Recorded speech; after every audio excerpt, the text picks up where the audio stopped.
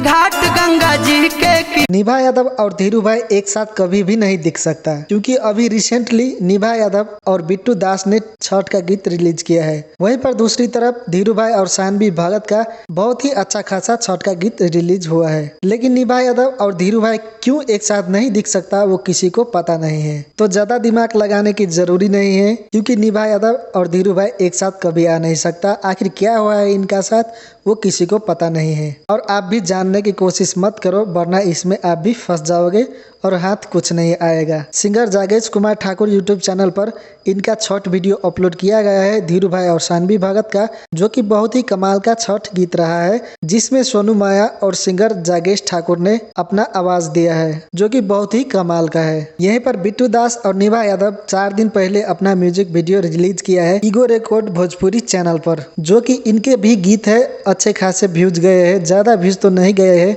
बस 2 लाख के करीब व्यूज गया है अभी तक, और इससे आगे कितना व्यूज जाने वाला है वो किसी को पता नहीं है। और निभा यादव ने 2 वीडियो रिलीज किया है, जो कि एक और वीडियो है माँ जानकी सीरीज यूट्यूब चैनल पर, और यहाँ पर भी इनके जो वीडियो है बहुत ही कमाल का रहा है। इनके भी अभी बस 1 दिन पहले अपलोड किया है और 30,000 से ऊपर व्यूज चला गया है। टिकटॉक स्टार बिट्टू दास सिंगर जागेश ठाकुर के साथ अच्छा खासा दोस्ती है और उनके साथ काम भी अच्छे खासे करते हैं। लेकिन इस बार टिकटॉक स्टार बिट्टू दास ने जागेश ठाकुर के साथ काम नहीं किया है। और यहाँ पर टिकटॉक स्टार धीरू भाई और टिकटॉक स्टार सानवी भगत, जो जनकपुर के रहने वाली है, इनके अभी जागेश कुमार ठाकुर यूट्यूब चैनल पर जो वीडियो आया है वो बहुत ही कमाल का है, आपको भी मन को छू लेगा।